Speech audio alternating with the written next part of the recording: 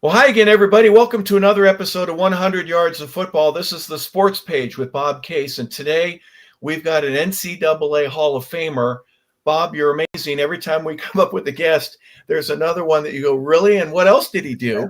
Obviously, this is one where you've got a relationship with a guy that was really a household name for his playing ability, for his nickname, and for what he was able to do not only in college and win a national championship at the University of Southern California, but going on into the pros and even coaching today. We know him as Batman, and it's Richard Wood. And Bob, obviously, your friendship with Richard goes back many, many decades, but please do us the great favor of introducing Richard. Okay, Harper. Number one, I'm honored to see Batman here. Number one, and I'm going to go on. I'll tell you a few stories about Batman. I met Batman originally through Anthony Davis, okay, and I think it was 72. And AD, as Richard knows, danced to his own music. He didn't hang out with a lot of players, okay? But the guy he talked about the most was Batman. The guy I would say he loved Batman Wood. That was his favorite guy on the team. There's some guys on the team he really didn't care for, but he loved Batman all the time. And he told me the other day, I told him we were going to have him on, and he says, Bob, he says, now think about this. He said, that is the best player I ever played with. College, high school, pros, the best athlete I ever saw. He said, I never saw anybody that could go from side to side on the field. He just wasn't a linebacker. He said he could go on either side to side. He said he was so, and if you think about it, I've been an SC fan my whole life, from John Arnett and C.R. Roberts and those guys. Okay, he was the first three-time All-American, and they've only had four, but when he was the three-time All-American, freshmen didn't play. Okay, Yes. so yeah. He was the first and only three-time All-American, and I was so honored to be sitting at his table when he went into the SC Hall of Fame, which was later than it should have been. But, he's in the College Football Hall of Fame. He's highly decorated. He had a great career with the Tampa Bay Bucks, and number 54, which there's a great video about Levante David being so honored to have Richard's number when he came to Tampa Bay, and he's been there 15 years, had a great career. But, there's so many wonderful, and Richard was always a class act, a great guy. I was so interested to know, one day we were at the Rose Bowl at the quarterback's luncheon, and the room we're in, which is the Brookside Clubhouse, Richard said, this is where I was married. I said, you were married in Pasadena, right? That's the Rose Bowl, right in the shadows of the Rose Bowl. And wow. He said, that's where he was married 50 years ago. So it's like, but there's so many great, I never heard a negative word. Like most of the guests we got, I never heard anybody that didn't like him. He's always been humble, fun, but when you put that when you put that helmet and those pads on him, he ain't very nice if you're on the opposition. Okay. Anyway, I can't wait to hear some of the stories. He's probably one of my all-time favorite Trojans of all time. And for a defensive player to be maybe my all-time favorite, I can't say that too loud if AD sees this. But now think about this. AD was the head of the offense, and he was the head of the defense when they were there, and you can't. That says everything, that AD is really finicky about who he likes, and he loves this guy. So what else can I tell you? And I'm so honored to know him and call him a friend, and it's great to see him because I haven't seen him in a few. He used to come out here occasionally, and we'd hang out. But I haven't seen him in a while, and I'm looking at his arms. He looks like he's still pumping iron. Jesus, look at those guns. You got those 18-inch guns. But anyway, the bottom line is just a great guy, and I can't wait to hear his story coming from him. Batman, as AD said when they were freshmen, they had to introduce themselves, and Anthony says, I'm Anthony Davis from San Fernando High School, and Richard says, I'm Richard Batman. And it stuck. How about that? He was never a Batman before he said that, and it's followed him his whole life. That's right. Okay, I'm done. Bob, it's an honor. Thank you for the great introduction. That's unbelievable. My friend AD had the blue Cadillac and the white convertible top, riding around. But I tell you that first night at Julie's restaurant, God bless, the atmosphere, our coaches and everybody and all the players. It was an honor. I just felt sort of nervous, being all the way from New Jersey and, watching all these guys. All these guys are from California, and I'm the only guy from out of state. And everybody's introducing themselves. AD, went on, and just it got to me, and I had to say something funny because everybody was so tough, and had their chins up. Hey, I'm from this school, that school, and I'm going, man, I gotta say something funny. I gotta say something funny to loosen up everyone, and it just hey, we're here to have introduce each other and have fun. And Coach Howe got to me, and I stood up and I said, I'm Richard Batman Wood from Gotham City, New Jersey. Everybody. And everybody busted out laughing. And I said, oh my God. I said, well, at least I touched the nerve. And it just kept going. It just kept going. And, the players, especially, I want to say Kurt Flood, I was not the baseball player, but Jimmy Flood mentioned Batman. He just kept calling me Batman, AD. Everybody joined in. Pat, JK, everybody started, Batman. I said, okay, all right, guys, okay. And then we had a skit. We used to have skits during training camp. You got a rookie show, right? Was it a rookie show? Yeah, little shows, yeah. Coach Lindsay comes out of the stage. He comes out on the stage, and he's got my hat on, and I'm going, where did he get my hat from? And he's got on a cape. He's running across the stage talking about, yeah, I'm Batman. I said, oh boy. I said, I hit a nerve here. And it stuck. And hey, here I am today. The kids, Batman, Coach Batman. And amazing. Guys, it's an honor. It really is. And to have the fun that we had those 4 years, the guys that I met and played with, it really is an honor. And I'm humbled by it. And, to be there at the University of Southern California, meet my wife and everybody. And, 50 years later, here we are. It's a blessing. It really is. It really is. Well, Richard Marlon Wood, you were born on May 31st, 1953, and you're from Elizabethtown, right? Elizabeth? Yes. Elizabeth, New Jersey. Thomas Jefferson High School.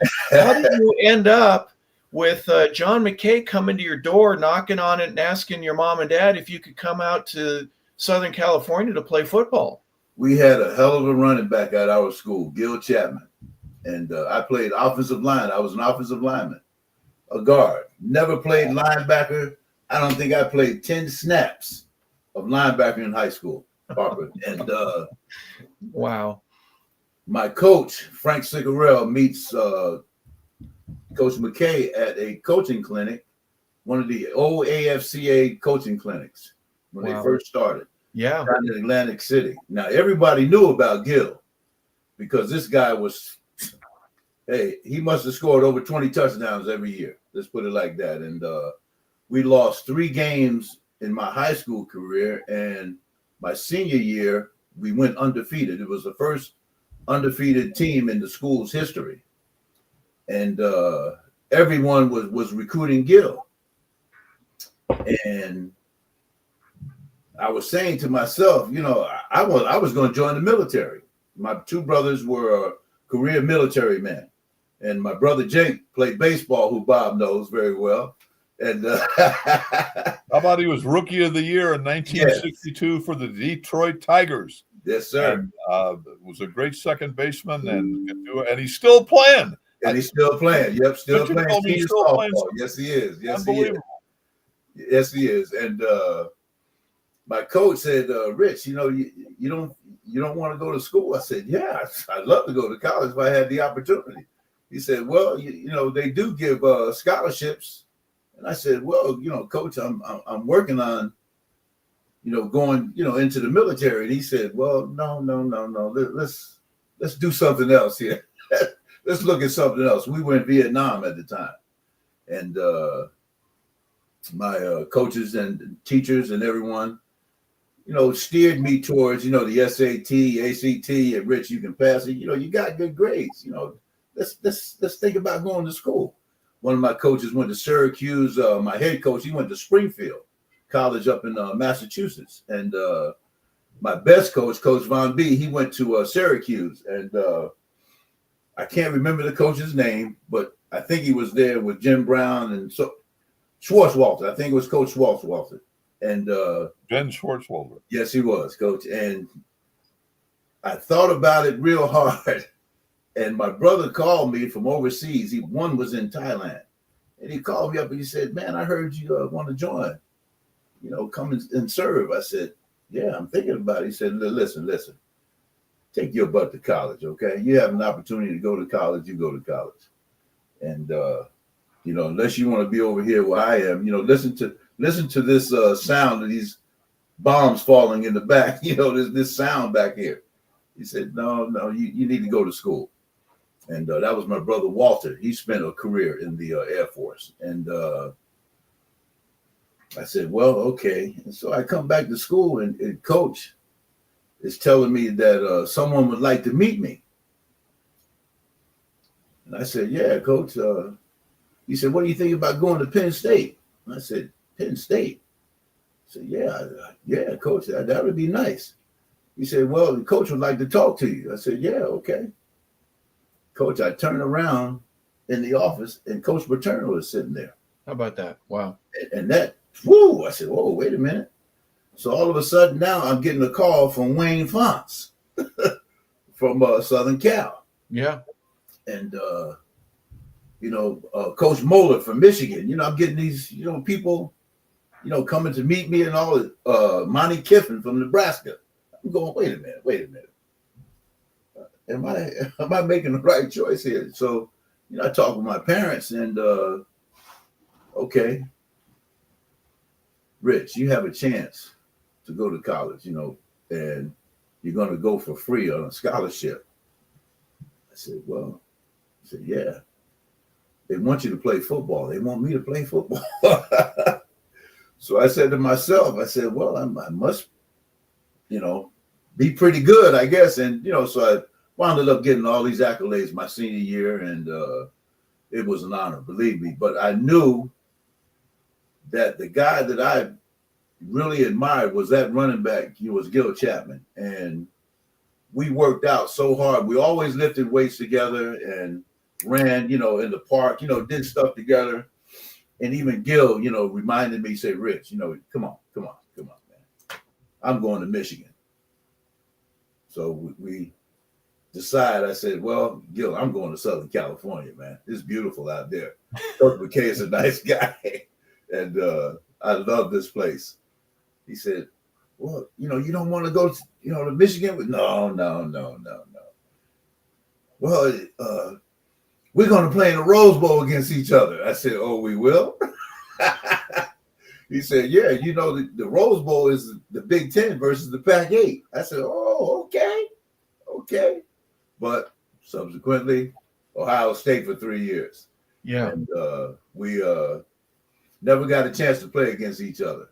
So, but still, it was, what a ride, to have some of the greatest college coaches, contact you, talk to you about coming to their university. To me, it was so humbling.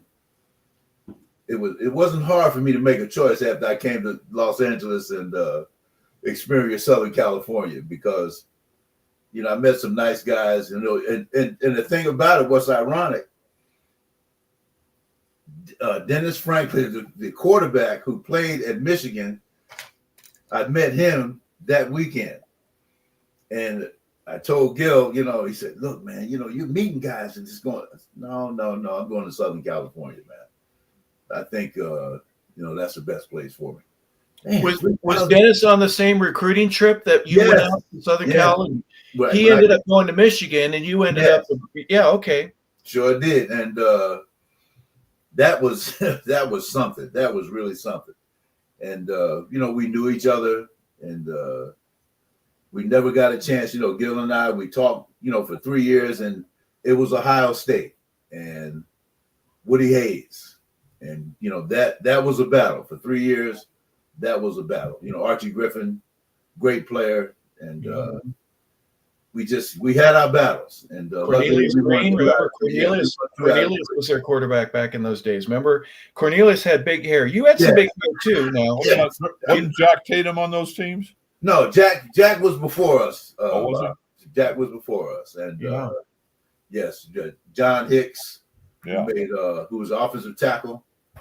Oh shoot, man, there were some players. Before you go to the SC stuff, you made a very interesting point.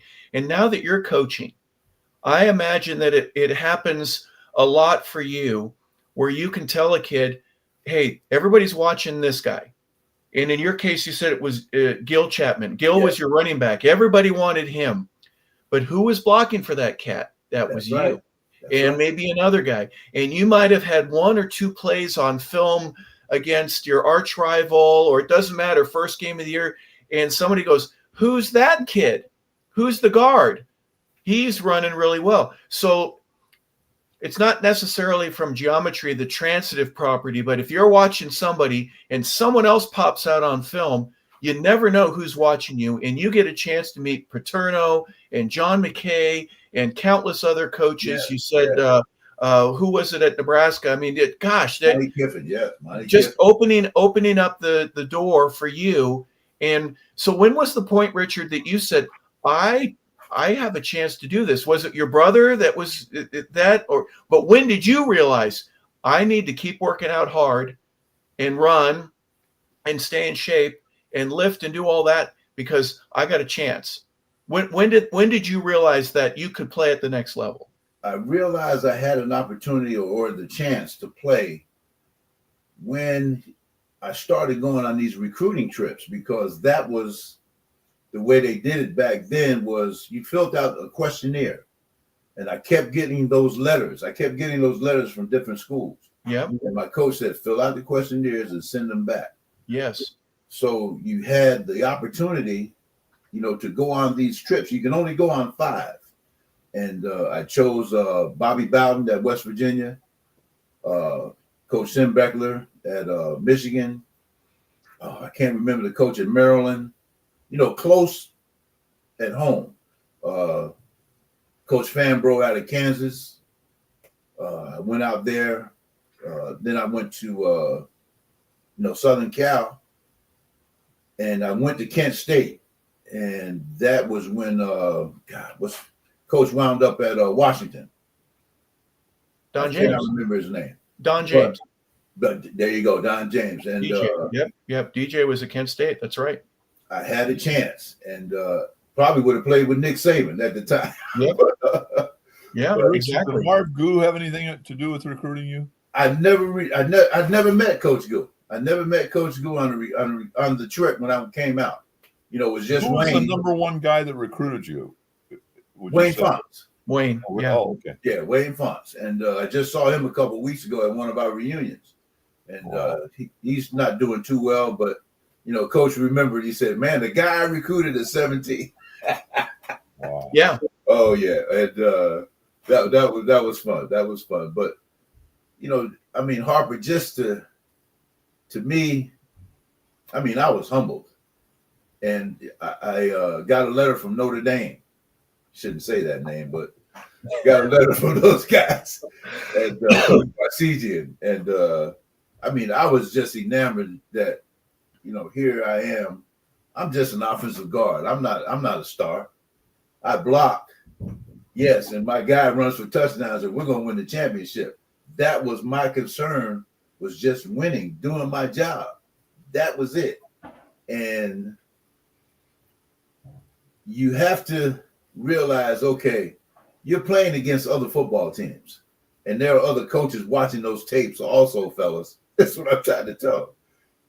If you just go out and do your job and do it well, good things will come about for you, because, you're that player all of a sudden on that screen that someone sees. Man, look at that guy. look what he just did. My thing was, I'm going to block and I'm going to be the best blocker. If you just realize, hey, that you're just as important as the other 10 people, you guys have to come together and make a unit. And if one guy excels in that unit, and you keep winning week in and week out, it's more than just that one guy. It's that whole unit that people see. And yes, they might pick one or two. Yeah, he's this and he's that. But I'm telling you, that whole unit will get recognized. And someone will see you and pick you out. And the next thing you know, you're that guy on that list. Hey, we need to talk to this kid, and see if he's interested in attending our school. Yeah. It's an honor. It really is. It really Fans watch the ball, and so your buddy Greg gets all the credit for that, which is fine. But he knows that he can't do it, like you said, without the other 10. Somebody needs to block for me. Someone needs to kick out that defensive end. You did a good enough job to get noticed by all these schools. It's fantastic. You picked SC. Now, did OJ meet you Mike Garrett meet you at the airport like they do with Herschel and some of the other big guys? No, the only guy, I'm telling you, the only star that I met on all my recruiting trips was Gale Sayers. Wow. And that was at Kansas. He met us. Yeah, he met us that Saturday morning and spoke to us. And whoa, man, Gale Sayers. Yes. You mentioned that name today. And these guys will go, who was that? Walter Payton. You think about some of these names, OJ, the kids don't know that we lived and breathed. And, we did everything to make ourselves better. And every time I come in this room, Harper, and I look what my wife and my daughter did for me in this room, man, this was some hard work. The room you're in is called the Bat Cave, right? You're in the Bat Cave. Yes. That's awesome. Seriously, the whole thing surrounding that is just incredible. Now you're wearing an SC shirt, so obviously there's some terrific stories, and we're going to get to those in a moment. But you've got pictures, jerseys, you've got the airplanes. Talk a little bit about what memories that you have that are good enough, strong enough, and important enough to where you want to put them on your wall. Well, that number one that you see back there is that was my first high school coaching job, and I had worked with the Bucks as an assistant for 3 years, and I got out, and I worked with the school district for 10 years as an officer, and I wound up coaching at a high school. I was a resource officer at one of the schools, and the principal asked me that I want to coach the football team, and I thought about it, and I said, "Oh, wait a minute, brand new school, brand new." They were having some, should I say, social problems. Okay. And it was one of the high schools. It was 3 high schools built that year, new high schools. And I wound up going out to the school as an officer. They had a big riot out of the school. And I was already working at another school, but they'd taken me off the street and said, okay, Rich, we need for you to go to this school. I said, hey, no problem. Okay. And no sooner than I'm there a few days, Rich, you think about coaching our football team? Now, the football team had only been around for 1 year. Okay. And when I saw that film of the first year that they played football, I said, oh, my God, I can't believe this. It's Bad News Bears, right? Oh, my God. Oh, God. It was bad, Harper. It was bad. The first kickoff, this was against one of the state, should I say, powerhouses. Right. They had no business playing a varsity schedule that first year. No. And at the first kickoff, they must have picked up 6 kids off the field by stretcher. They were laid out. The kids were laid out. I said, oh, yeah. And I said to the principal, I said, look, okay, I'll help out, do what I can. I'll help out. And then the next year came about, and 3 games into the season, I don't think we had a first down, Harper. I don't think we had a first down. Now, this is the second year, and he fires the head coach. So, oh, God, here we go. Rich, I need to talk to you. Okay. I said, let me talk with my wife because this is going to take some time. Yeah. I'm not going to promise you anything, but you will see improvement. And in 4 years, 2 more years, we're playing for a state championship. Wow. And to Wow. me, yes, to me, that was one of the greatest accomplishments in my life because I had players who worked hard. I had a great staff. The school was behind us 100%. You know, I had so many kids get scholarships, you know, to college. That to me is probably, you know, to me, one of the greatest things that ever happened to me in my life because those kids, you know, were so dedicated. They believed in what I was trying to do. Yes, I was being tough on them, you know, but tough, you know, yes, you must have knowledge. You guys got to go to school, okay? And, you know, your character is important to me, okay? I cannot be an officer here every day dressed in this uniform, you know, come to work to keep you guys safe and the school safe. And you guys are walking around like, you know, you don't care. That's not going to happen. Football has done so much, yes, for our country and the young people who play the game. You know, there's examples sitting right here on this screen, and we're talking to each other. Yep. And we are blessed to have the opportunity to coach young people and to develop them to be successful in life. That, you know, that's a great accomplishment to me. And I still stay in touch with them. And that jersey, you know, yes, sits right in the middle along with all my Southern California, you know, being inducted into the Hall of Fame. You know, my captains, AD, Charles Phillips, myself, Pat Hayden in our picture. You know, I mean, these, you know, accomplishments to me are the greatest, you know, that happened to me. And, you know, even though I played, yes, in the pros and so forth on, but those accomplishments, you know, mean a lot to me. I mean, Richard, we're going to jump back to SC in a little bit, but you mentioned something that I'd like to ask you about. There's a certain, I'm not going to call it a magic, but there's a moment that you have where there's a kid that doesn't get it and struggles and his feet are wrong and he steps with the wrong foot. And he can't make contact. Excuse me. And then when he gets it, there's one day where he gets it and a light goes on in his mind. He goes, I think I know what coach is trying to ask me to do.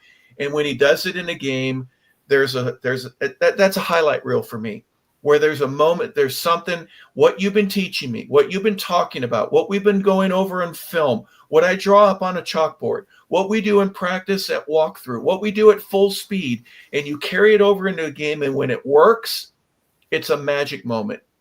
You understand what I'm saying? yeah, You got to have that from a team that had 6 stretchers out from the kickoff return in game 1 to where 3 or 4 years later you're playing for a state championship. What was that like for you in terms of your ability? And it could be anybody, but you were there.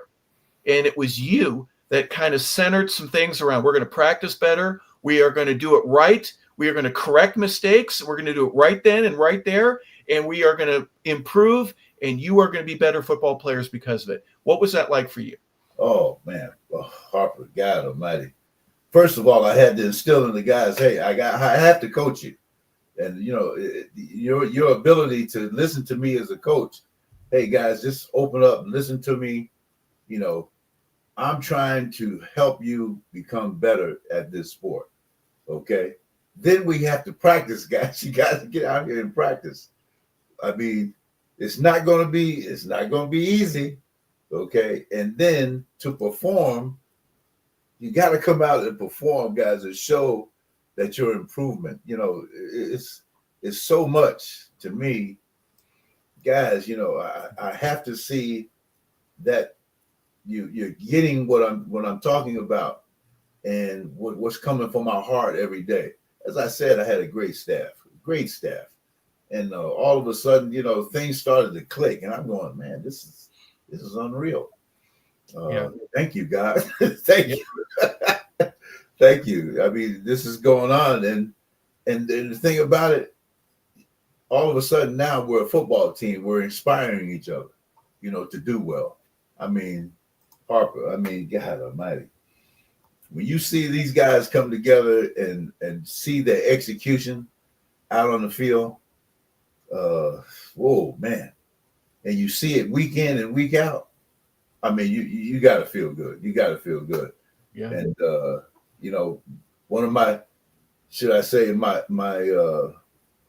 mentor, Coach McKay, I always thought about that quote where he says, "What do you think about your team's execution today?" Well, I'm all for it. Well,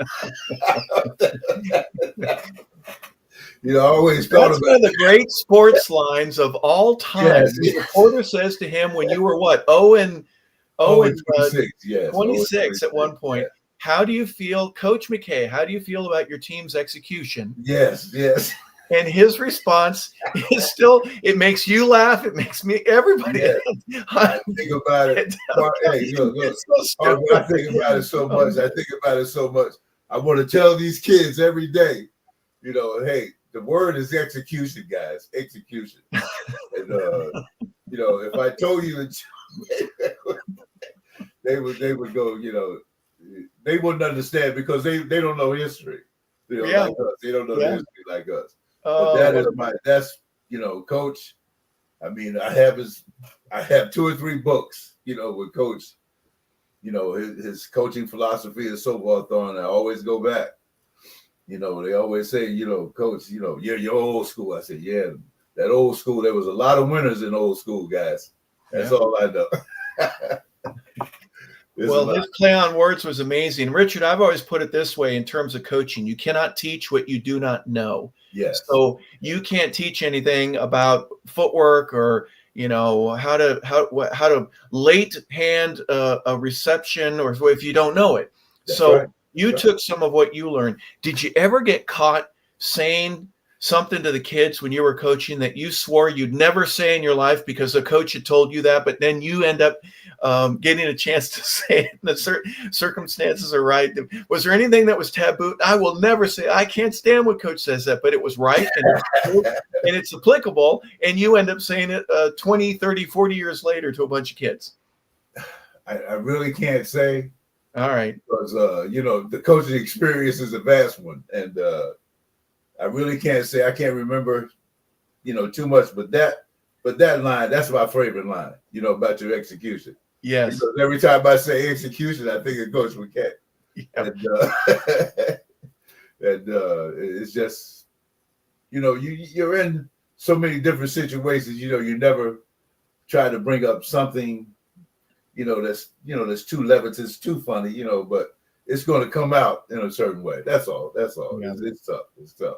Well, let's take advantage of your time there. When you get there, you have that first meeting and the rookies, the freshmen are there. You couldn't play in 71. You had to sit. That was still part of the rule. In 72, they changed it. I attribute that to the Marshall airplane when they crashed. Yes. And it's the Marshall 75. There were 75 souls on board that plane, and they all perished just before landing, going back to Huntington, West Virginia after a road game. But then the new coach pleads with the NCAA, I won't be able to put a team together. Please allow freshmen to play. And the 72 could, but 71 you couldn't. You had to sit that first year. Talk a little bit about having to be impatiently waiting for your turn. Well, we didn't have a great season on the varsity team. I think the varsity won 5 or 6 games, I think, that year. And the first game was against Alabama. And I'm sitting up in the stands and, wishing I was out there. Oh, my God. Wishing I was out there. And that's where I met my wife at that first game versus Alabama. And Sam Cunningham's girlfriend and my wife, were together. And I was with some other freshman ball players. And we watched and we looked and, said, God, man, these guys are pretty good. And we just didn't play well. We weren't ready for the wishbone. And, coming back, the practice, we knew it was going to be tough because we had to practice against the varsity. Now, our freshman team is doing real well. I mean, we're undefeated. We go the whole season, play UCLA, the last game, and destroy them. So everything's looking good. But we have to practice against the varsity every day. Yeah. What a challenge. But also, Coach McKay, one day, I think we had lost a game. We had about maybe 4 or 5 games left in the season. And we used to wear shields during practice. And it looked like you were a catcher or a robot out there running around with these shields. So Coach McKay said, take off the shields, guys. We're going live. And boy, did I start smiling. I said, I'm going to have me some fun now. I'm going to show these guys, what it's like or what I was taught about practice ability, coming out here and practicing to win. At game speed, right? At game speed. Yes.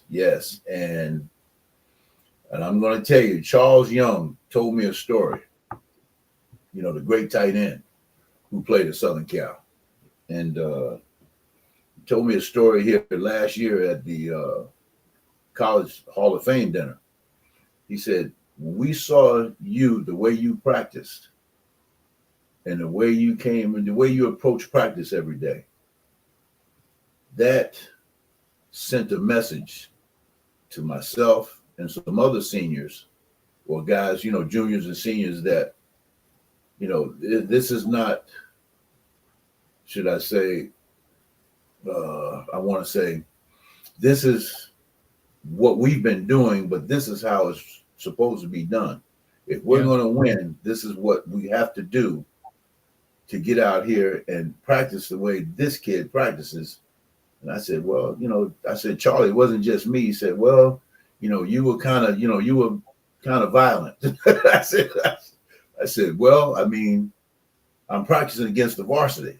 That sort of gave me some incentive, to do well. I'm not here to, I couldn't play or anything, but this is the way you have to get prepared week in and week out if you want to win. And, AD, running the ball, guys, blocking, doing their best against the varsity. That, sent a message, to the guys that, okay, coming here in 72, this is going to be a battle for some positions. And I just wanted to signal to everybody that, hey, we mean business because, coming in here and going undefeated that year as a freshman and then turning around in 72,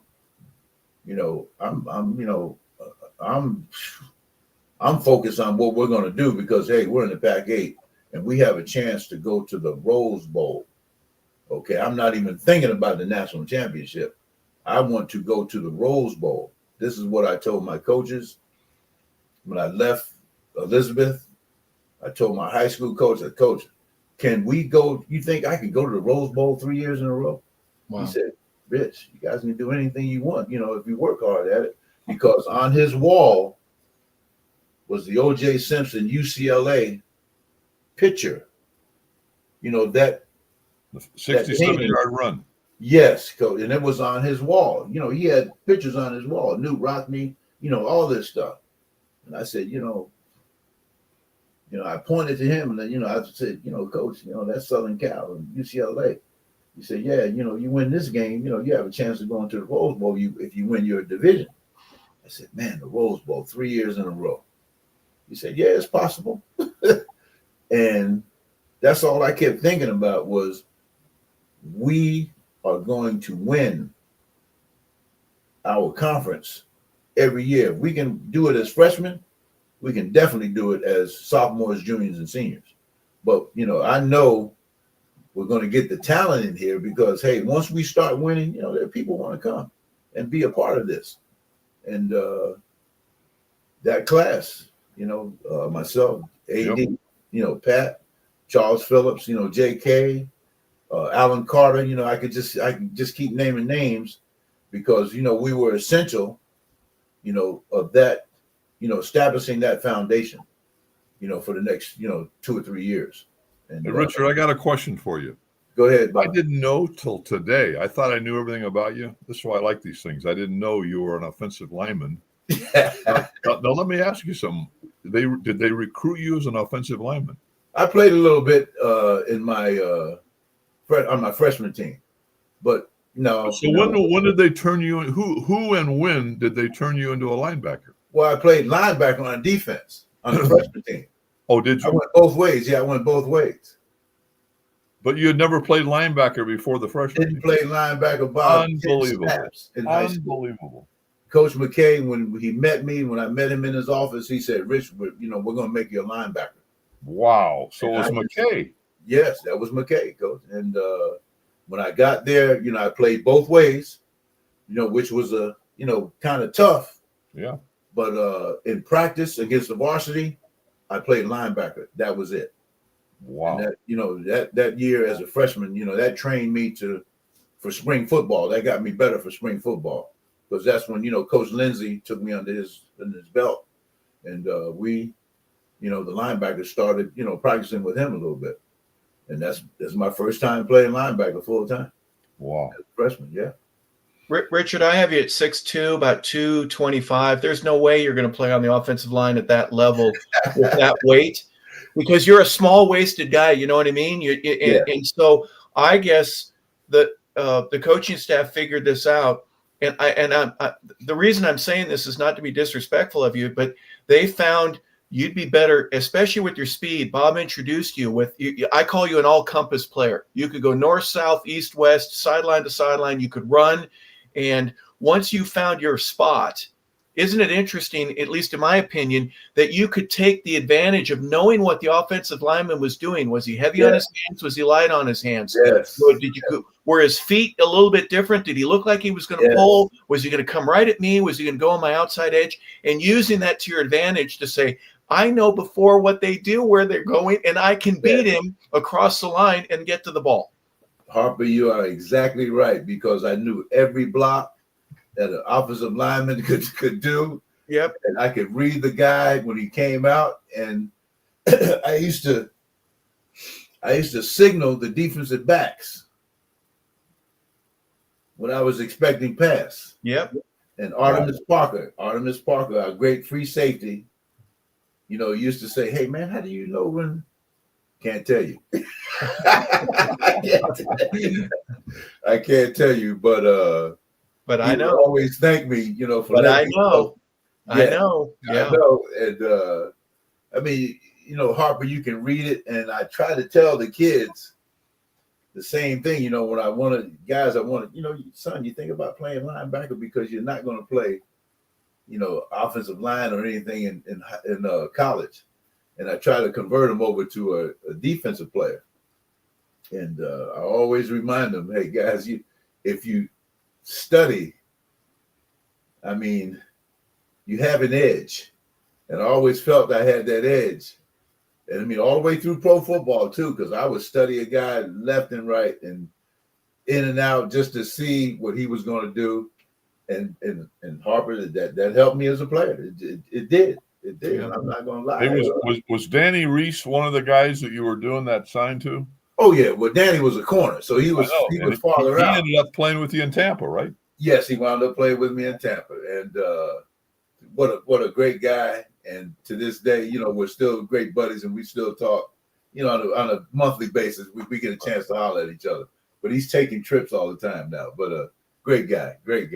But Charles Phillips. Oh man. He's at the racetrack right now. he probably is.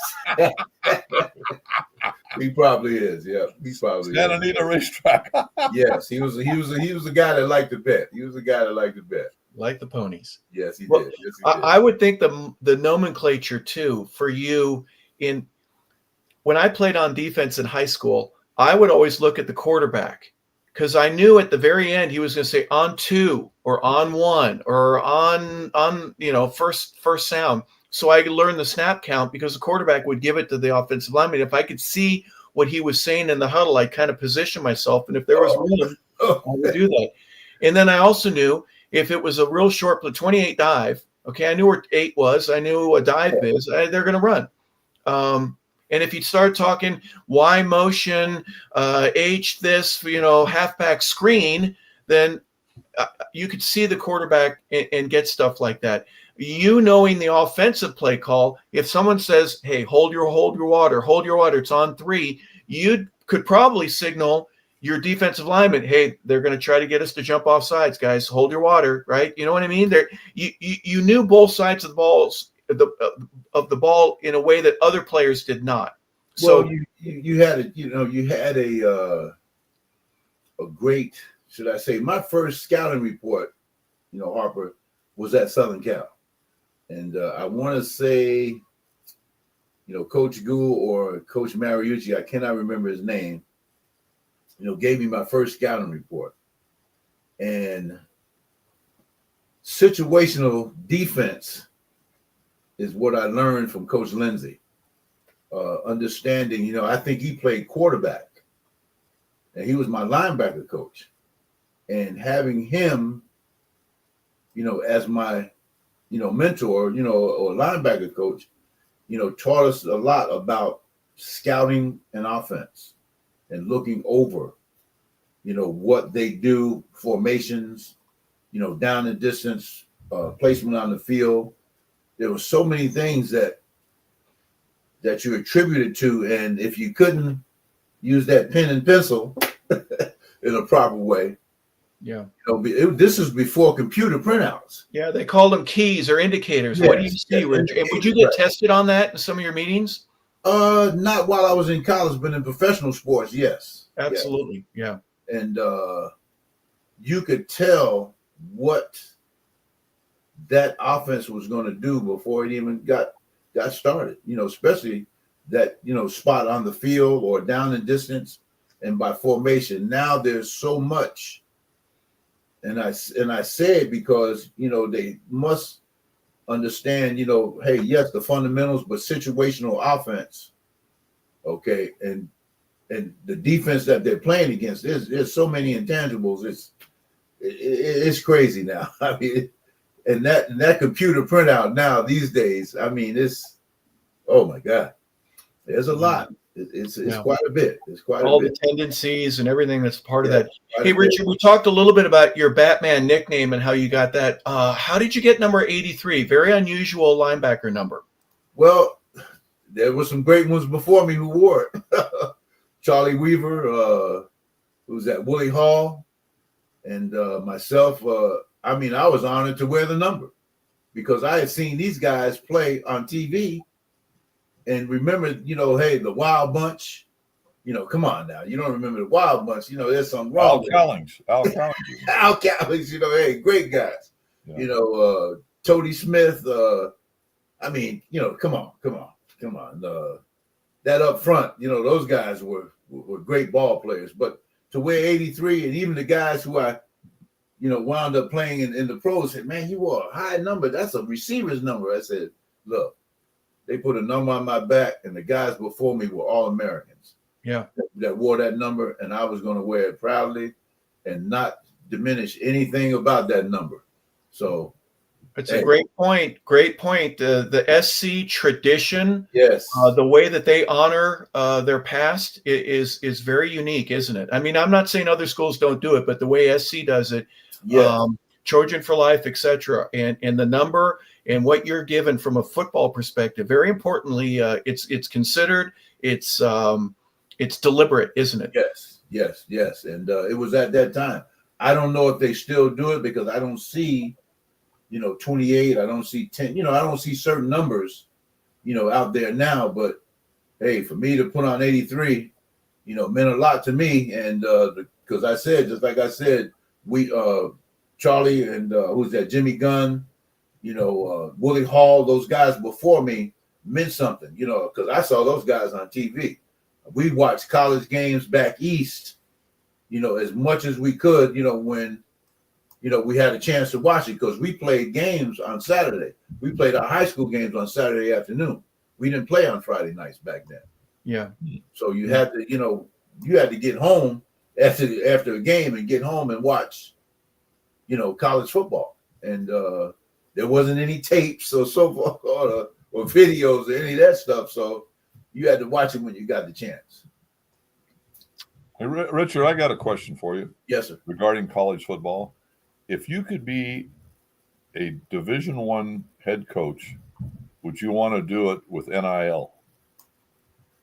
Oh boy, that's a tough one there, Bob. It's hard to say yes. It's hard to say no because I love coaching. But those are the things that you have to deal with if you're in the business now. And that's a tough call because I've asked myself many times. And, when Coach Saban retired and, he said some of the stories that, he had to deal with parents. That's a tough call. That really is. And you put me on the spot. Huh. So, yeah, I mean, hey, it's an honest question. It's an honest question because I still feel that education means more.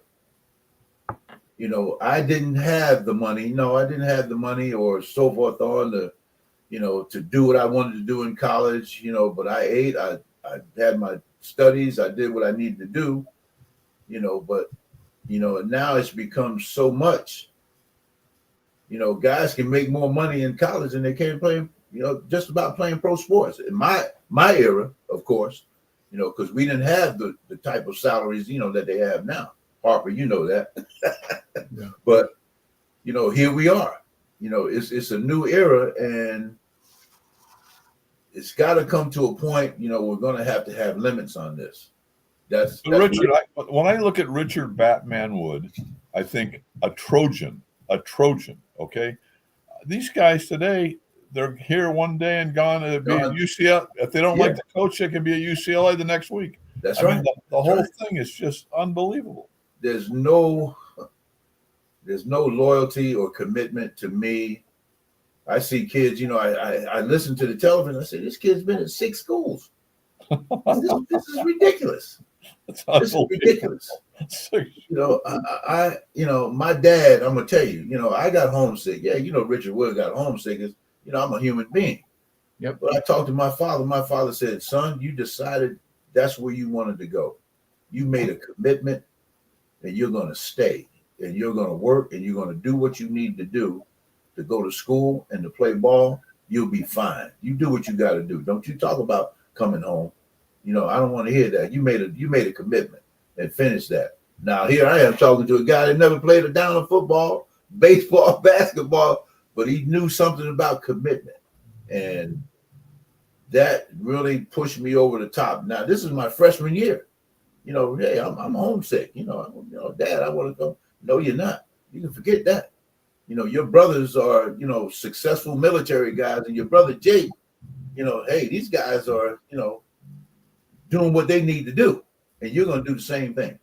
You're going to stay right there at SC, and you're going to have fun. I mean, here's, I'm about to start crying, but hey, I had to be reminded. It's a commitment. And, with this money thing, I mean, God almighty, I can't believe some of the things that I'm hearing. And, Nick Saban said something, about coming to, Alabama. And he said, one of the parents asked him, he said, well, how much money is he going to get? And now they're talking about high school. How much money are they going to get? Now they're going to go down to Little League. Well, how much money are they going to get? Come on. When do we get, to the point, where, character and commitment, discipline, development doesn't mean anything. Mm-hmm. What it means something because, hey, that's why our country's so great. We have to, nurture our young people. But if we nurture them the wrong way, I just believe, it's not going to turn out right. And, this thing it's got to be regulated. It has to be regulated somehow. They got to come back and look at this, should I say it's a problem. They're going to have to look at it. Yeah, they're going to have to look at it and say we're going to have to put limits on it. It's getting crazy. It's just it's free agency in college football. Yes, but 5 or 6 schools, guys. Come on. You're 30 years old and you're still playing in college. No, not for me, you won't. Richard, you bring up an interesting point, but there's a movie called Field of Dreams, and there's a scene near the end of the movie where Tom Hanks looks at Gina Davis and he says, I need you for the game. She goes, no, I'm going to go home. It got too hard. And he said, the hard is what makes it great. What a great line. And there's some hard times that a young kid on a phone talking to his daddy who's across the country and says, I really think I want to go. No, you haven't been through the hard. You got to get through those, and then you're going to be just fine the way you are. But this it's not, son, you're going to make it. What a nice message that your dad was able to deliver to you. That's right. It's not that he doesn't love you, doesn't want you home. It's that you've got to go through this. Every man needs to go through this, and you're going through it right now. That's you're right. going to be fine. Expand on that a little bit. Well, Harper, I'm going to tell you, I had this happened to me in high school. My son's at another high school, great coach, everything. The golfer? Marlon, my son. The golfer. He's a golfer, wasn't he? Yeah, he plays golf also. Yes, he's a great golfer. Yeah, he's a great golfer. Something I didn't do, but he wanted to come and play at my high school. This was, going into his senior year. Now, Marlon is doing great, fantastic.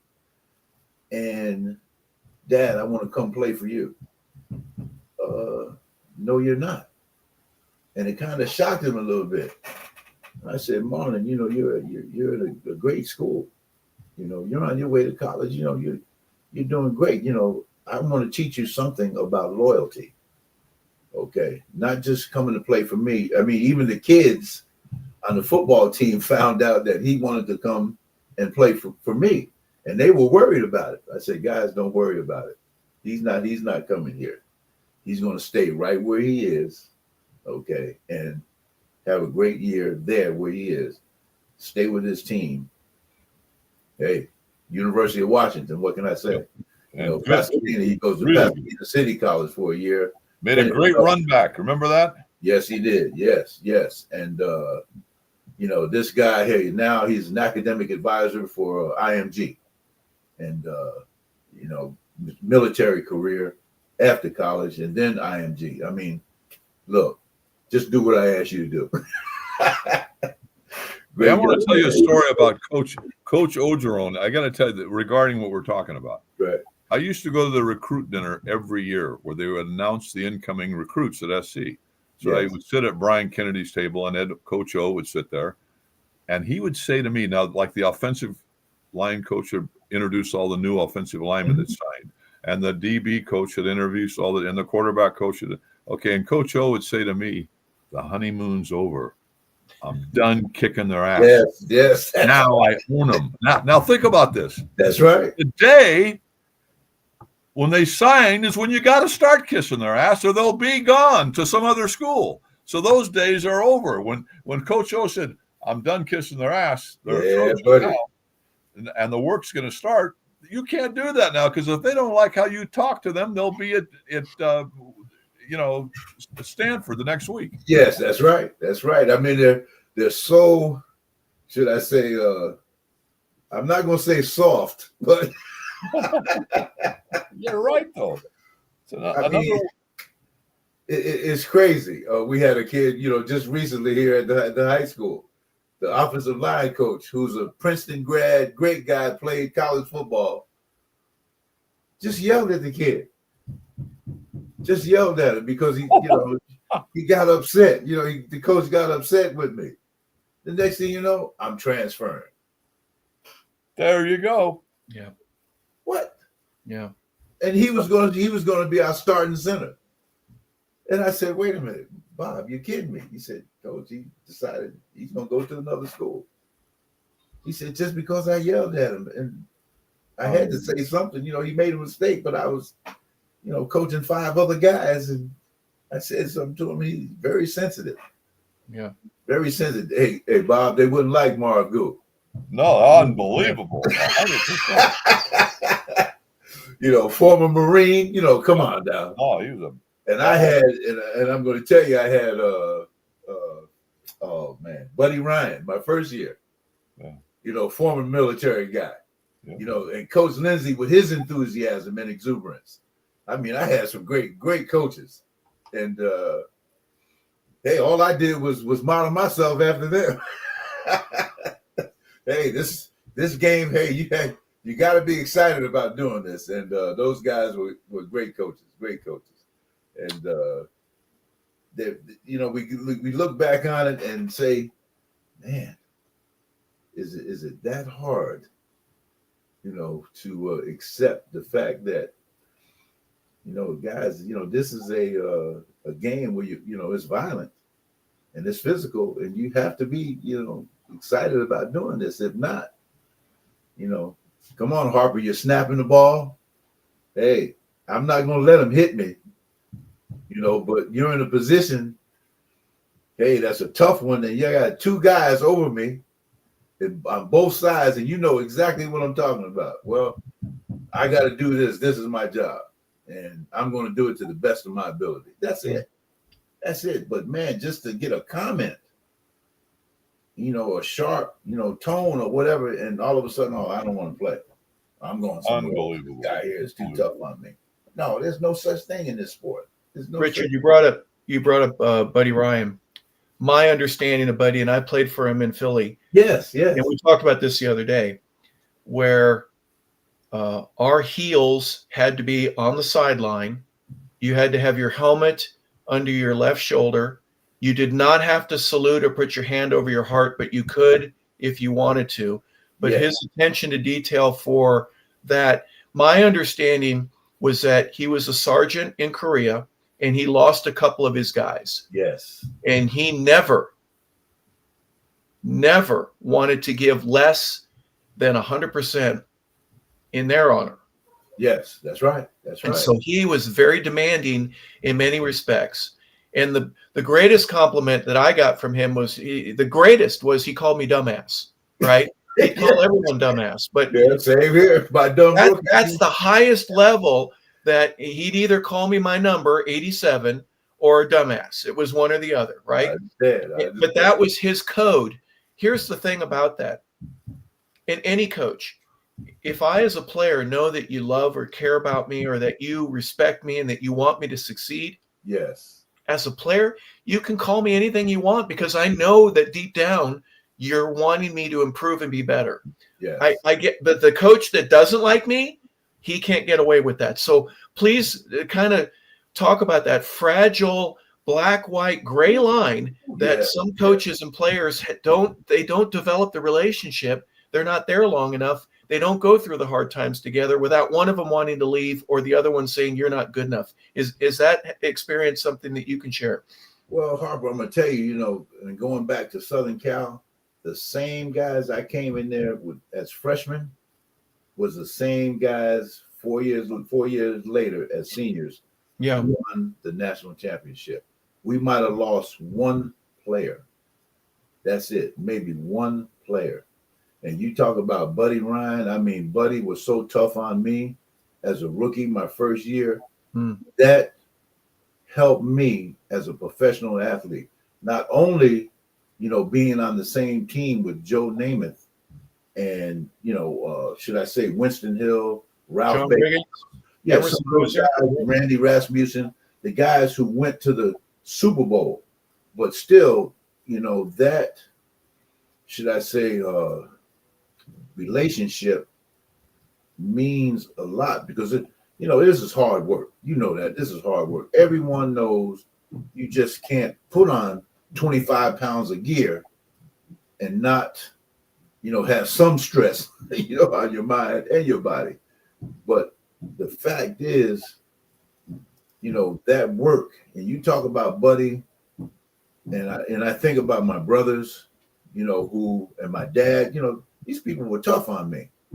And, you know, you're not going to take it easy. Okay. You must have a goal. Okay. And that goal is something that you're working for.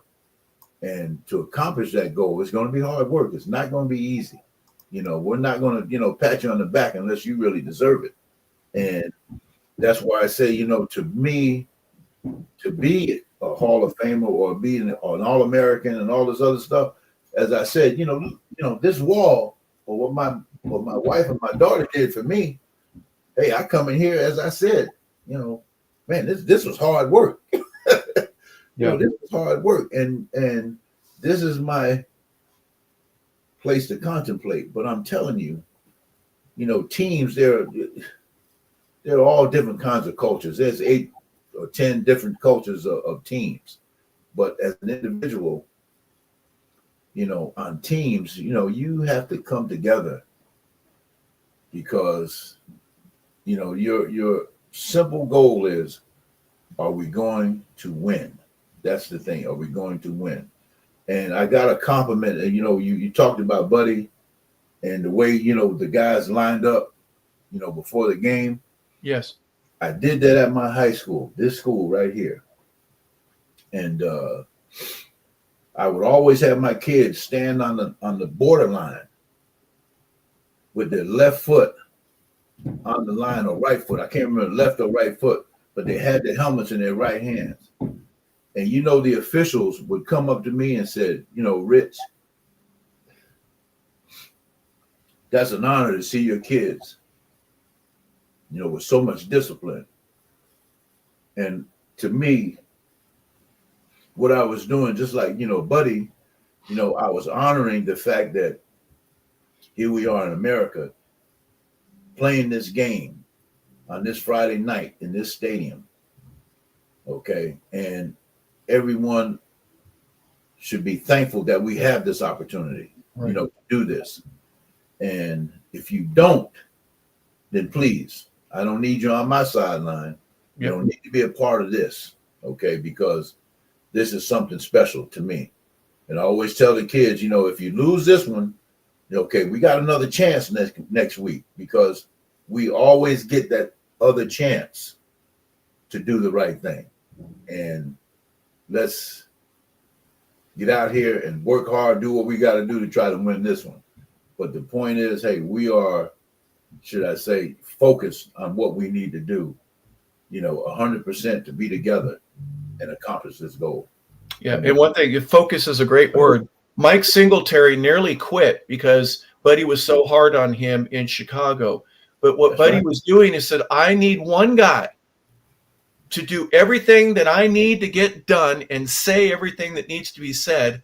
And you're that one guy, Mike. I'm going to put all of what I'm going to fill your brain with everything that you need to know so that everybody knows what to do. You'll know that. But it's not going to be easy. Now, he didn't explain it like that, but he was a little tougher than that. But you got that same treatment from that man.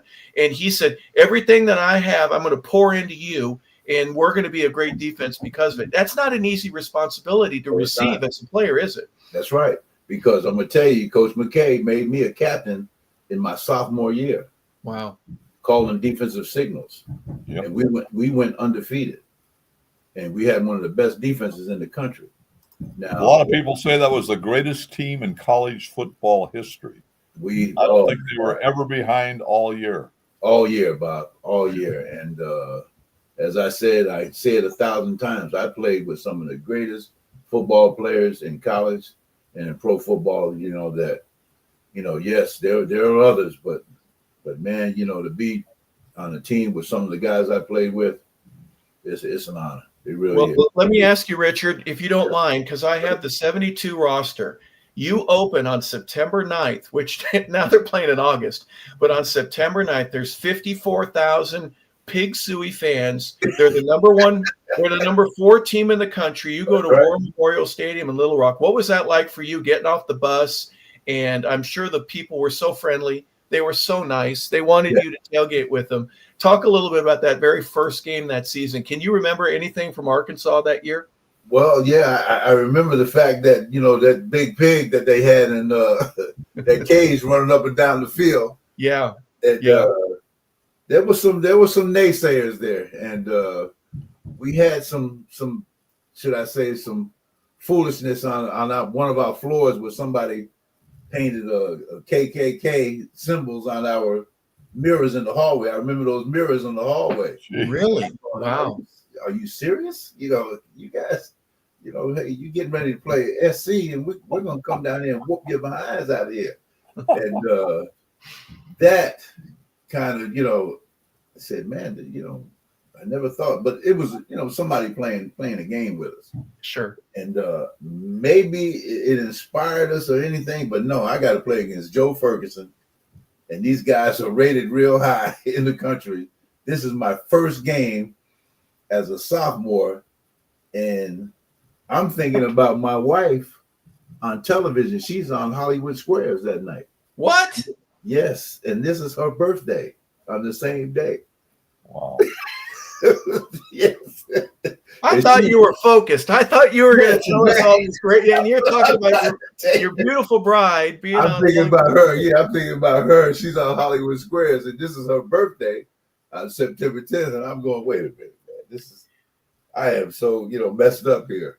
You may have had 10 or 15 million people watching you on ABC. Yes, she may have had 20 or 30 million people watching her that very same night. Right. Are you kidding? You know what got me? But you know what got me was in the locker room. Putting on my shoes, getting ready to go out and everything. Here comes Coach Goo. Oh my God. Hey, let's go. Let's get ready. We're gonna beat the living, daylights. We're gonna beat the shit out of these guys.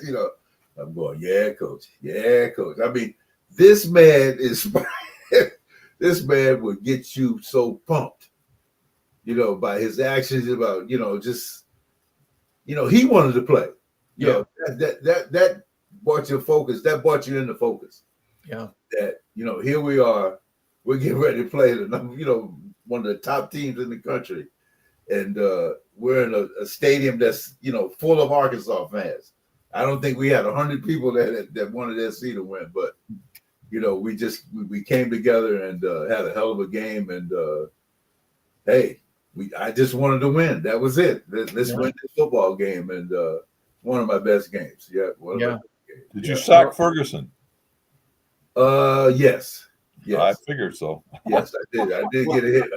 31-10 is the final there. Let me ask you this. The next game is at Oregon State. We're not going to go game by game, but what was it like for you? I've asked several different Trojans. The first time that you hear Dr. Arthur C. Bartner and the University of Southern California Trojan Marching Band walking down that peristyle end and playing Fanfare and Conquest and Spirit of Troy, and finally you get to that fight song, and that white horse comes around. You got both hands in the air. Right? Are you kidding me?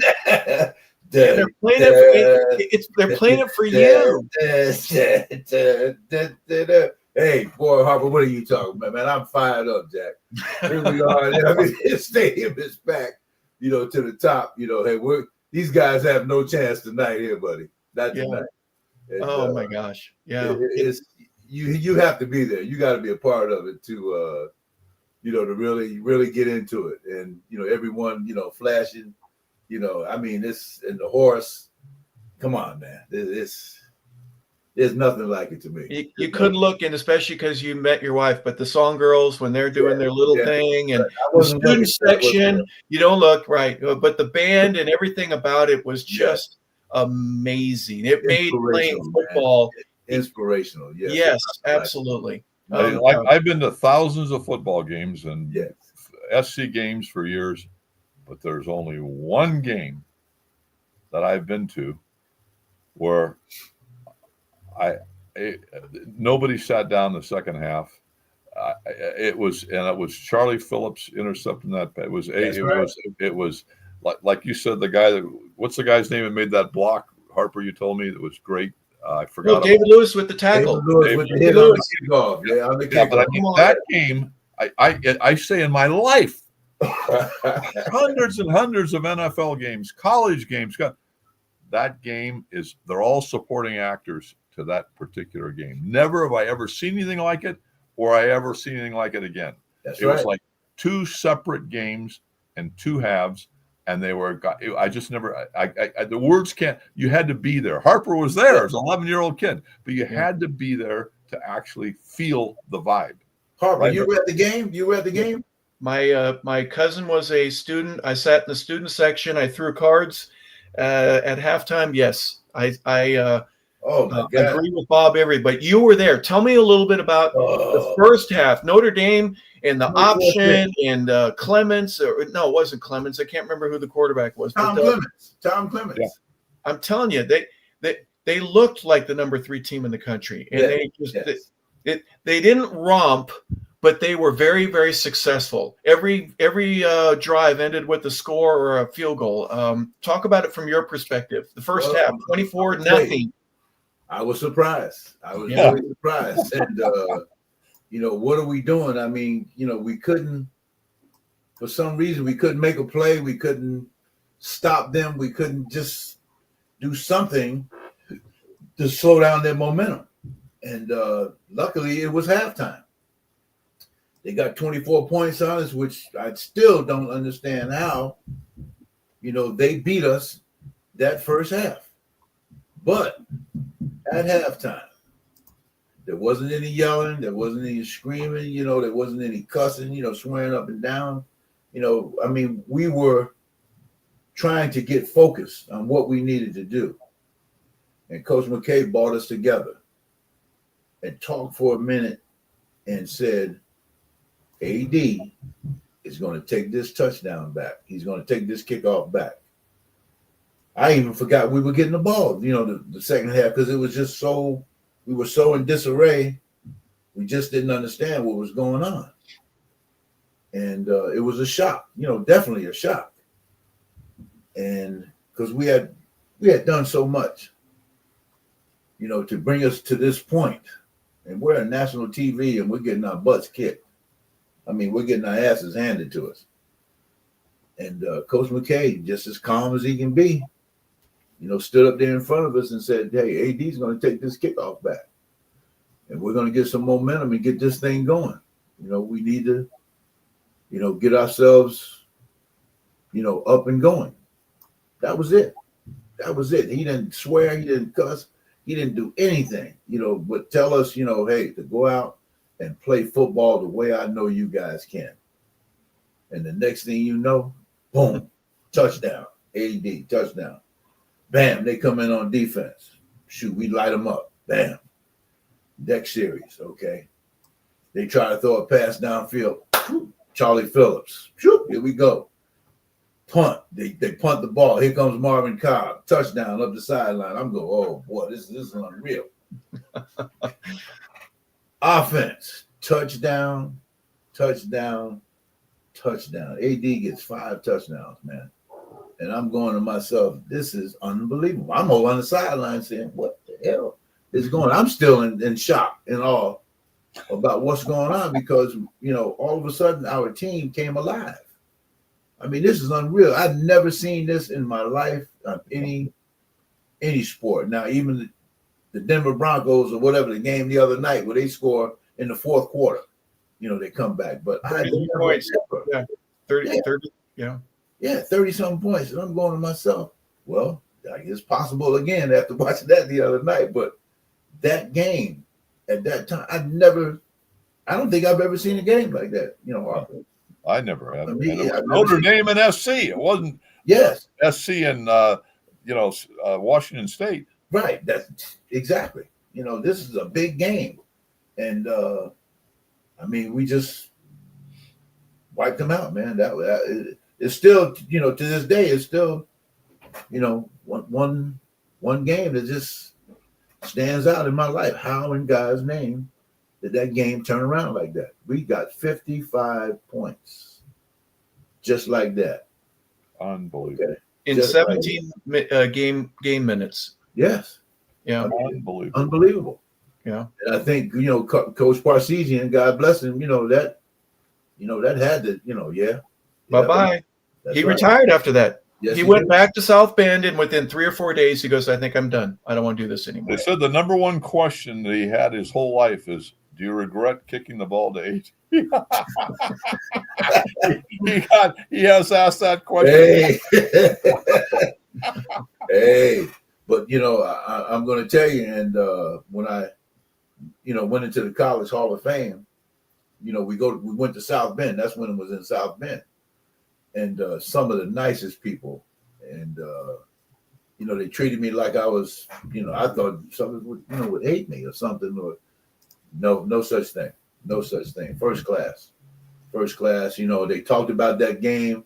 You on that team that demolished us in the second half. I said, well, hey, we were trying to win, but it was something very amazing in the sport of football, and I say I don't think it's ever happened again. Well, the 72 team, the newspaper the following day said Davis. He had scored 6 touchdowns against Notre Dame in 72, and they were the number 10 team in the country when they came to the Coliseum. You beat them 45-23, and that's your last regular season game. You go to South Bend the next year, you lose there. So 2-1 against the Irish. That was a real good rivalry, and obviously you got the better of it for the rest of your life. You'll be able to say, well, I beat Notre Dame twice. That's right. And to win in South Bend is not easy. No, it's not easy.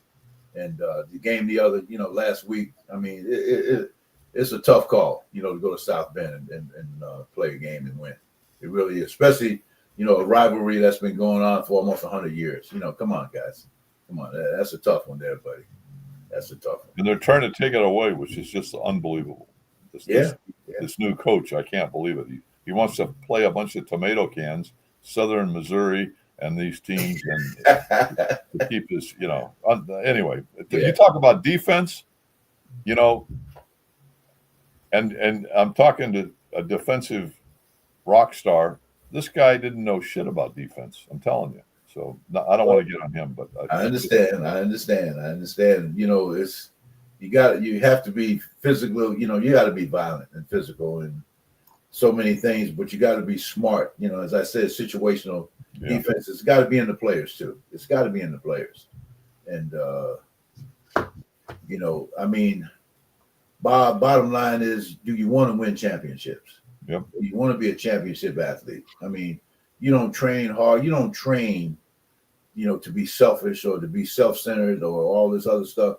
If I'm on a team, I want to train. I want to make my teammates just as happy. I want to inspire them also.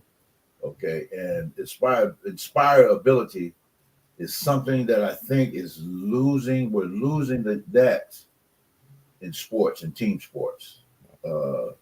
Everybody's so focused on one guy or two guys. It's not teams don't win games by themselves. Okay. A tennis player or a golf player and so forth on, sure, it's an individual sport, but think of the people that's in the background, okay, to help you win. Okay. They're not by themselves. No one's by themselves. So all that, exuberance of happiness and joyfulness and all this other stuff. I'm the guy, no, you're not. You're part of a machine. Mm-hmm. Okay. You're part of a unit. Okay. And if I can make, these young guys understand that, they'll always understand what it's like to be on a team. Okay. We want to win a championship. I want one of them Super Bowl rings. Okay. I want an NCAA championship ring. Okay. If I'm in an Olympic sport, yes, I want to win that gold medal, but who helped me get there? Okay. As a golfer, as a tennis, who helped me get there? Okay. I didn't do this by myself. Okay. But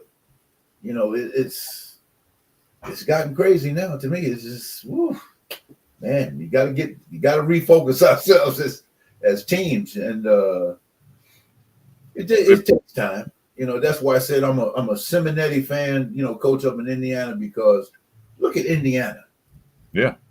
For 100 and something years, they've always been the bottom rung of the Big Ten. And now, look at this guy. The number 3 in the country. Yes. I'm old school. I'm going to myself, what is old school, to coach? Well, I'm going to put myself out there, and I'm going to be the guy. I'm going to be the focal point. I expect. Okay, what are my self expectations? What are my expectations as a head coach? What are my expectations as a player? Okay, are you just doing this to be doing it, or are you here to win championships, or are you here to win? Okay, I mean, I'm not just going to be here just to participate. No, participation. Yeah, I can get anybody to participate, but I want, I want, so many guys, to get out here and work hard and focus on. Hey, we need to win games week in and week out. Okay, it's only one game we're playing this week. We win this game, now we're going to win. We're going to practice to win the next game. Then we're going to practice to win the next game. That's just the way sports are. Hey, Batman, I got a question for you. Yes, sir. We're going to Tampa Bay now. You intercepted 2 passes for touchdowns, and you recovered a fumble for a touchdown. Do you remember the quarterbacks who threw you the touchdown passes? Oh boy, woo! You don't remember? Wow. Hold on. I'm trying to think of.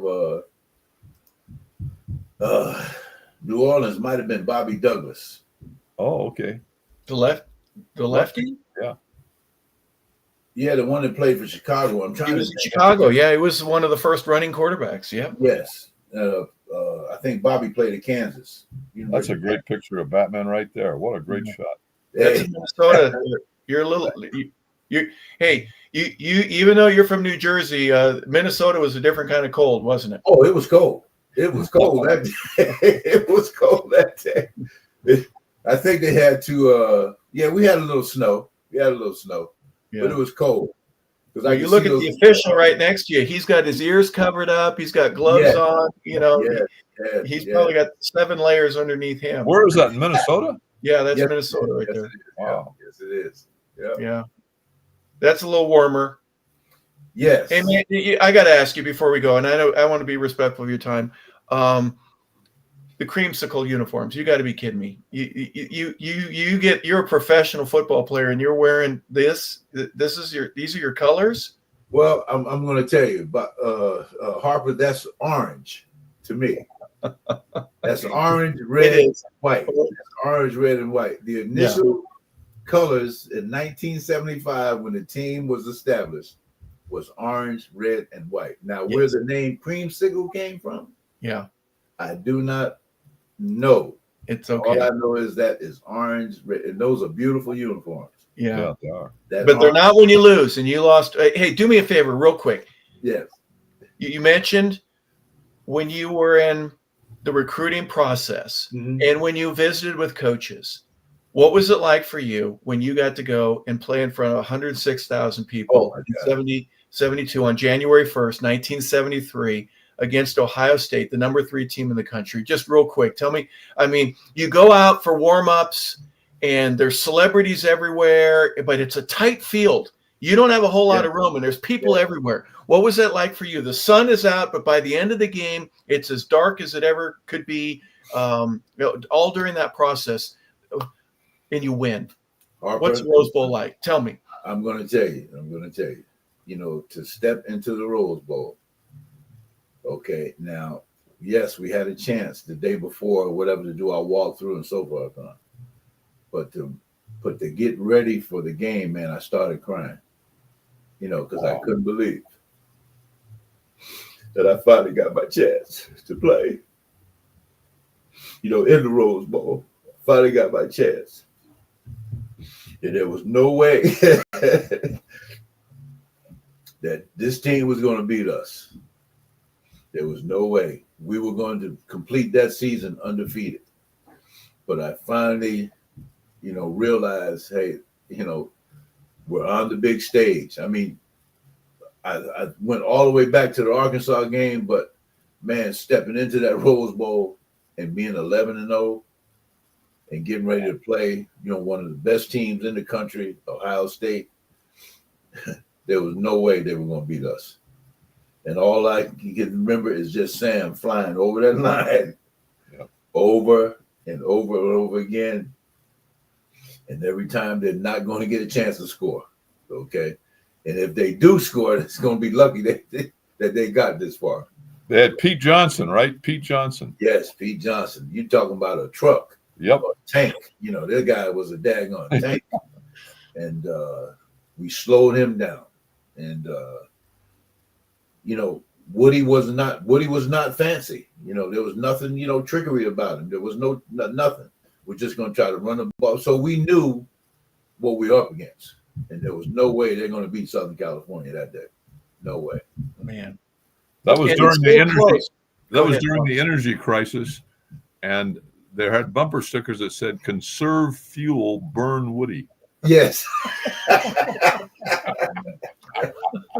Oh my God! Oh man, what are you talking about? Hey, in terms of the reward, and you got emotional there, Richard. It's so close, the Rose Bowl is, to the campus, but it's kind of a taboo for an SC player, because yes, UCLA plays there now, but back then nobody played there. No, it was a destination. It was like you. Yes. There was no gate. Right. It was like there were a gate. You had to earn the right to be there. So beating Oregon and Washington and Cal and Stanford, that gave you the right to go into this place, this majestic spot where everybody knows about it. It's the granddaddy of them all, but to be able to play there, it obviously it was emotional for you. That first time, and you got to do it 3 times. It's unbelievable. Yeah, I got another great McKay line for you. We were talking about his line. Right. He got a guy named Gary Jeter out of Ohio State, recruited him. Yes, he did. Yes. Yeah, and everybody said, how the hell did you get him away from Woody Hayes? And McKay said his dad was a photographer.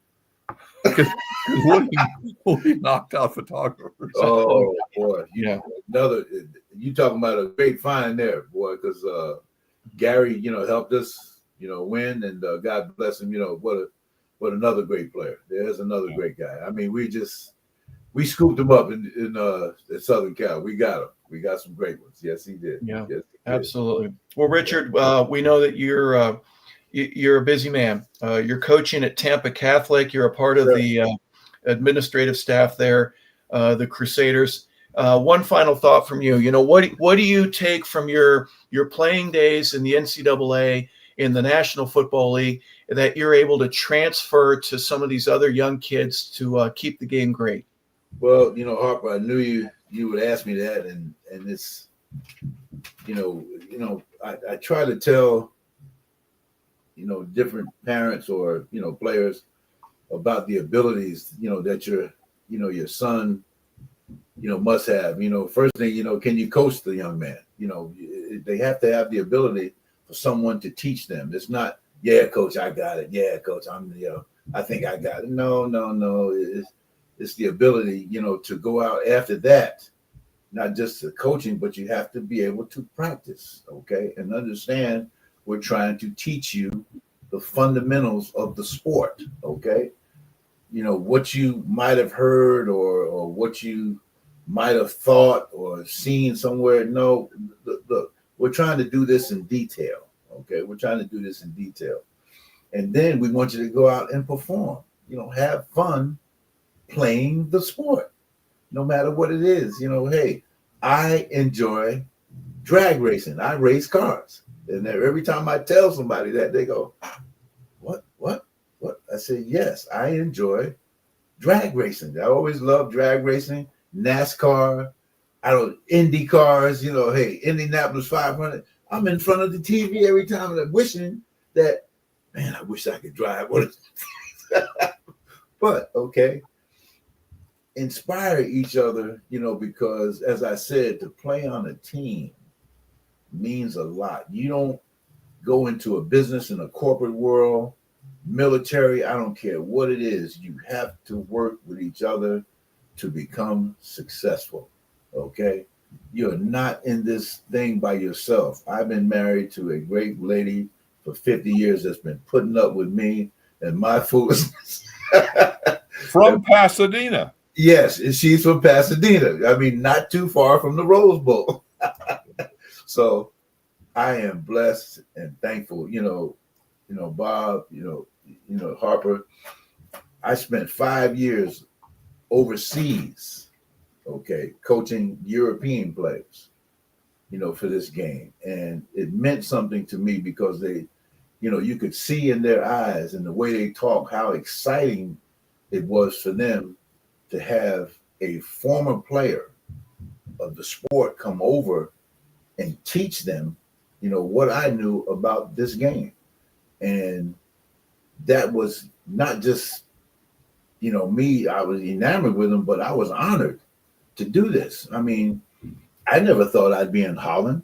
I never thought I'd be in Germany, and spent 5 years over there, coaching young players to play this game. And here we are, in the NFL. We have an office over there. We expanded, over in Europe. We're talking about Asia. We're, Africa. We're going all of these places, and I'm going.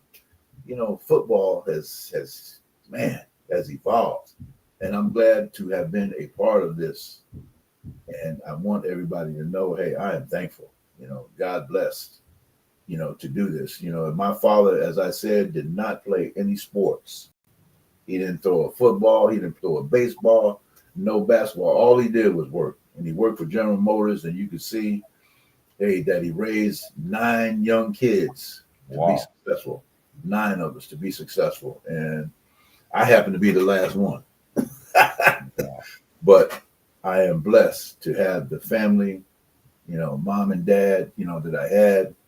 And, I got them right here in front of me. And, Jake, throwing the baseball, Walter flying, an aircraft, and one of my brothers, on the flight line when he was in the Air Force. So it's, and also, my grandson just graduated from the Coast Guard Academy. So I'm,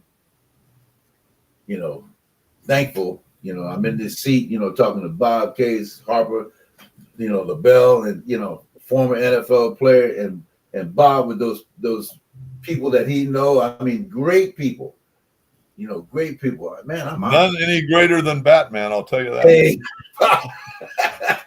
I'm honored, man. I am honored, brother. And you talk about my brother Jake, and I said, man, he knows Junior.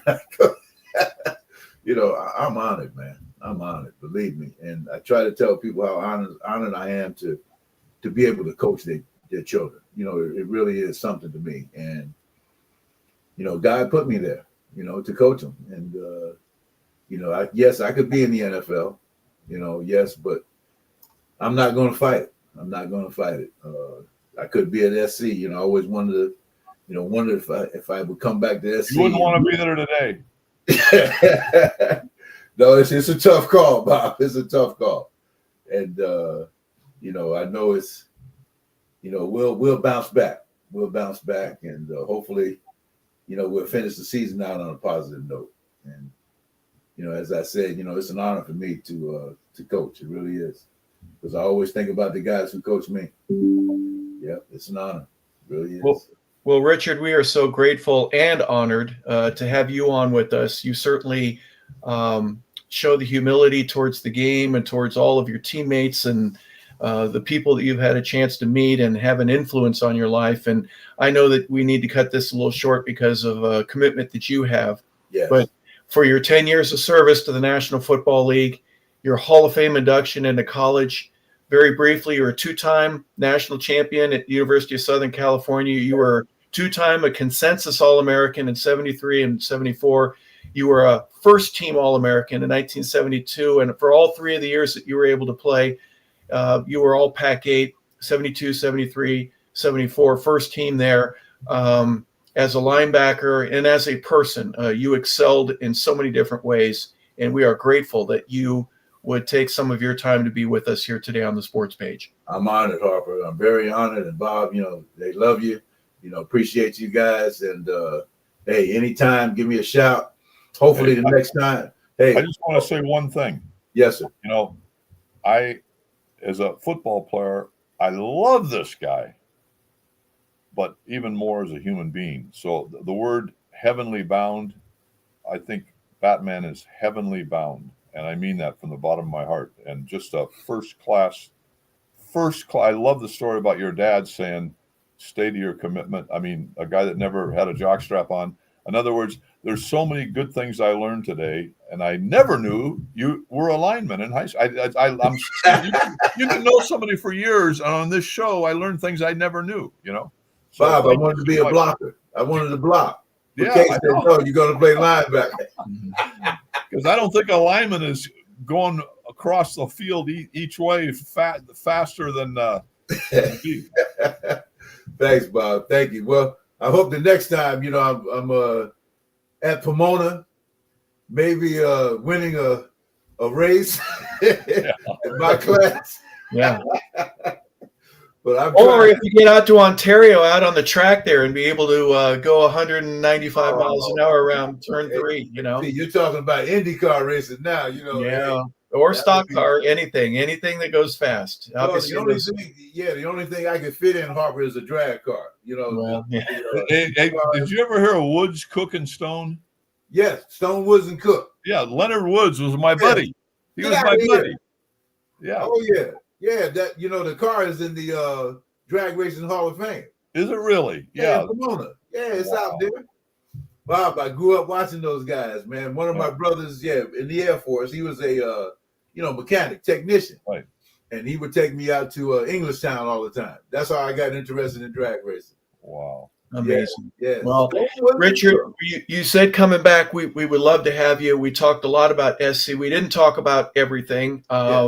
We didn't even get to your pro career to the expanse that we probably should, and all of that. We'd love to welcome him back, but for right now, we do know you need to go. So we want to say thank you, Richard, for being a part of our program. And Richard Batman Wood, everybody, linebacker in the pros, 10 years as a professional, and then obviously his NCAA career is fantastic. So we want to say thanks to everybody for tuning in here today.